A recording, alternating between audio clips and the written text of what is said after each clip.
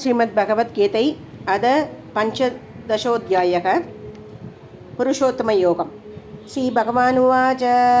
ऊर्ध्वमूलमदच्चाकम् अश्वत्थं प्रागुरव्ययं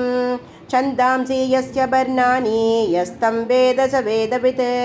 अदच्चोत्वं प्रसुप्तास्तस्य चाका गुणप्रवृत्ता विषयप्रबालाः अधश्च मूलान् अनुसन्दतानि कर्मानुबध्नि भक्ति बन्धीनि मनुष्यलोके न रूपस्येके तथोपलभ्यते नान्तो न चादिर्न च सम्प्रतिष्ठा अश्वत्थमेनं सुविरूढमूलम् अशङ्ग शस्त्रेण दृढेन चित्वा ततः पदं तत्परिमार्गितव्यं यस्मिन् कदा न निवर्धन्ति भूयः तमेव चात्यं पुरुषं प्रपद्य यतः प्रवृत्ति प्रसृता पुराणे निर्माणमोहाजिदशङ्कदोषा अध्यात्मनिन्द्या विनिवृद्धकामाः द्वन्द्वैर्विमुक्ता संज्ञैर्गच्छन्त्यमूढा पदमव्ययं यत् न तत्पाशते सूर्यो न शशाङ्को न पावकः यद्गत्वा न निवर्धन्ते तत्ताम परमं मम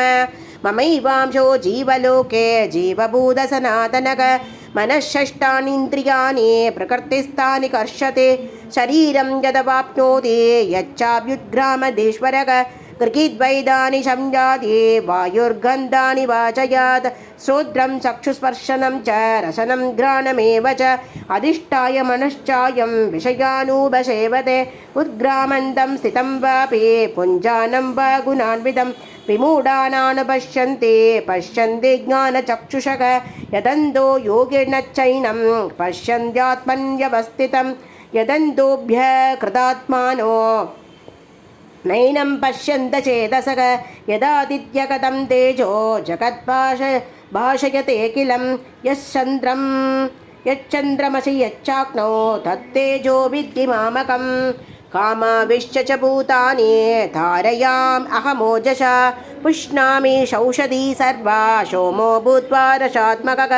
अहं वैश्वानरो भूत्वा प्राणिनां देहमाश्रितः प्राणाभान समायुक्त पशाम्यन्नं चतुर्विधं सर्वस्य चागं कृतिसन्निविष्टो मद्दस्मृतिज्ञानमनो मबोकनं च वेदै च सर्वैरगमेव वेद्यो वेदान्तकृद्वेदविदेकचागम् द्वाविमौ पुरुषौ लोके चरक्षाक्षर एव च क्षरः सर्वाणि भूतानि कूढस्थोऽक्षरयुच्यते उद्धम पुरुषस्वन्य परमोत्मेद्युदाकृतः यो लोकत्रयमाविश्य बिभर्त्यव्ययेश्वरः यस्माक्षरमतीतोः मक्षरादपि चोत्तमः अधोऽस्मि लोके वेदे च प्रथितः पुरुषोत्तमः यो मामेव सम्मूढो जानाति पुरुषोत्तमं स चतुर्विद् भजति मां सर्वभावेन भारत इति कुख्यतमं शास्त्रम् इदमुक्तं मया नघ एतद्बुद्ध्वा बुद्धिमान् स्यात् कृतकृत्यश्च भारत ओं तत्सदिति श्रीमद्भगवद्गीतासु उपनिषत्सु ब्रह्मविद्यायां योगशास्त्रे कृष्णार्जुनसंवादे पुरुषोत्तमयोगो नाम पञ्चदशोऽध्यायः। श्रीहरये नमः श्रीहरये नमः श्रीहरये नमः। गोपिका जीवनस्मरणं गोविन्द गोविन्द। सद्गुरुनाथ महाराज की जय।